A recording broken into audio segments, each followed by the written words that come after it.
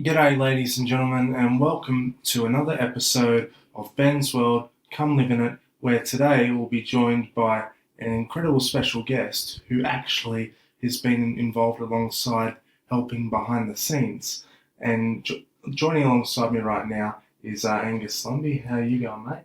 Thanks. Yeah, good. Thanks, Ben. How are you going? Yeah, I'm doing very well. It's been a minute since we last spoke on here, but it's great to have you back. Yeah, no. Loved having you back, so welcome back. Thanks, Ben. Yeah, it's good to be back on the mic. It's different playing both roles, but I like it. Gives me a bit of a challenge, and yeah, keeps me on my toes. Yeah, I mean, look, you obviously, you do more than just the two roles. You also do support work with me on the side as well. So that's right. That's how we both met, I guess. So yeah. Do you want to? Where'd we start from that? Well, I guess it starts, from where we first met, which I believe was at Ampy. Yep. Yeah. Ampy, that would have been, about 5 years ago, you reckon? Almost 5 years, yeah. I think it might have been late 2021 we met, because Ampy was having a Christmas party at the end of that year.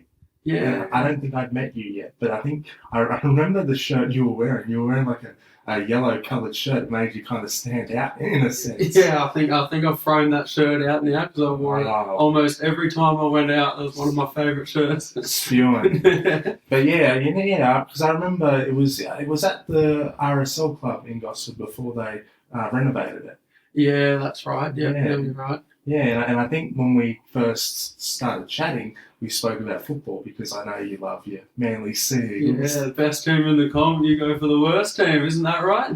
I thought that was your partner's worst team because she's a Roosters supporter. Oh, true, yeah, no. Almost on the money there, mate. Yeah, but I've got to say, if there's any worse team than that, and I'm probably going to cop a lot of it from saying this, but it's the New South Wales Blues. Oh, no, you do not understand origin if you go for Queensland and you're from New South Wales. Yeah.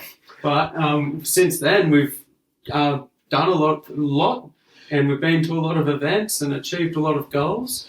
Yeah, we have. We recently went to AC/DC. How good was that? Oh, that was unreal. Hey, do you remember the bloke that when we got there, he came up and asked what the show was? And I said, "Oh, we're here for AC/DC." And he goes, "Who's that?" Yeah, like what's he been living under? Like a rock at the bottom of the ocean? I know, right? Yeah, and then just through the night, so many different things happened. Do you remember what was one of your highlights? Yeah, so one of my highlights was, the support acts that were on beforehand, which was Amel and the Snippers. Oh, yeah. And because the one thing I did notice with the band is that the lead singer was wearing Penrith Panthers gear, so she was obviously a footy fan. Yeah, and then they made a few comments throughout their gig that one bloke was a Eels fan, and the drummer, I think he was, and they were just kind of having a bit of banter between them both. Yeah. Another thing I did notice that night as well, what about the guy who we came across outside? He was vomiting. And there was lots of security around. Yeah. I thought, what is going on? Well, it was before the show, so he's obviously had a bit too much to drink and on the ground, and probably didn't get to see the show, unfortunately. Yeah, sucks for him. That's why you don't have too much to drink before the actual event. That's right, yeah. And then other things we've been to, Coldplay, weren't they unreal? Oh, dude, that was honestly your favourite band. The adventure of a lifetime. Yeah. And then we went to, who was the band that we saw? Murray, what's his band? Well, they used to be called the Soul Movers. Yeah. But then they decided to change the name because they thought that soul didn't fit. Yeah, that's right, because they don't play only soul music anymore. So now they're Murray and the Movers. Yeah, because you probably know that Murray, who's the guitarist, is the original Red Wiggle from our childhood. That's right. Yeah. And now, Ben, tell me, what are some of the things in the past year that have been pretty massive and goals achieved that you've done? Oh, yeah, well, that is a very good question. But, probably the biggest achievement for me was, leaving home after 25 years. I was living at home for a long time. Moving out. Yeah. No longer with mummy. No longer with mummy. And I got to say that was pretty scary, but because it's a big change, leaving home. Oh, definitely. Because you got to learn to look after yourself. You got to learn to be more independent. You can't just keep relying on your parents or any members of the family. You got to rely on yourself and like learn how to take care of yourself pretty much. That's right. I remember when I first met you, when first started, and we like had to help you shower a little bit, and cook you dinner fully, and now you shower yourself, doing your own dinner, or you happily take yourself to dinner or get your own food.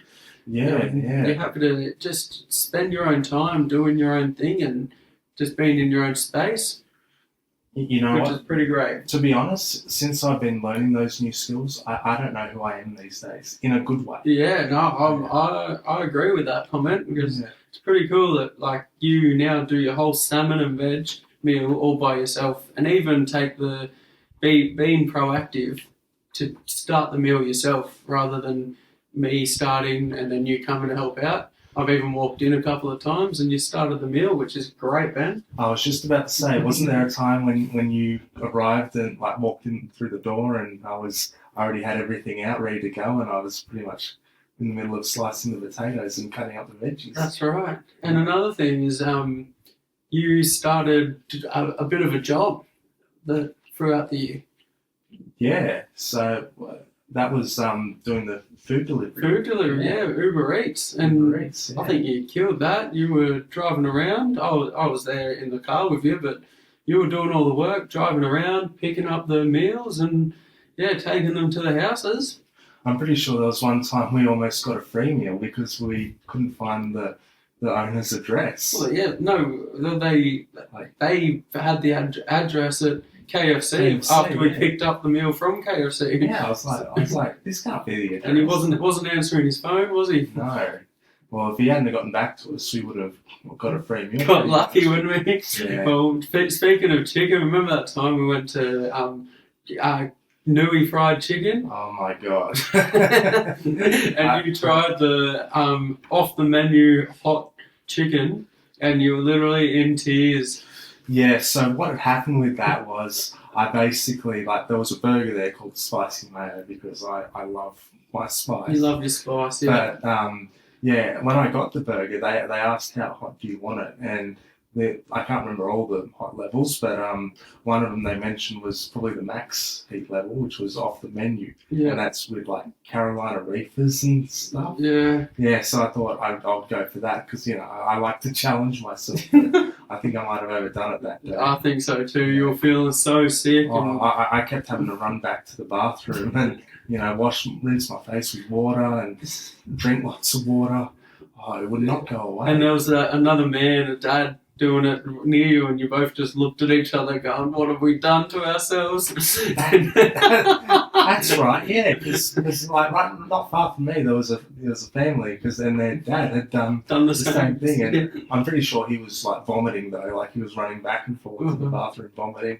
I was close to vomiting, but it hadn't got the best of me yet.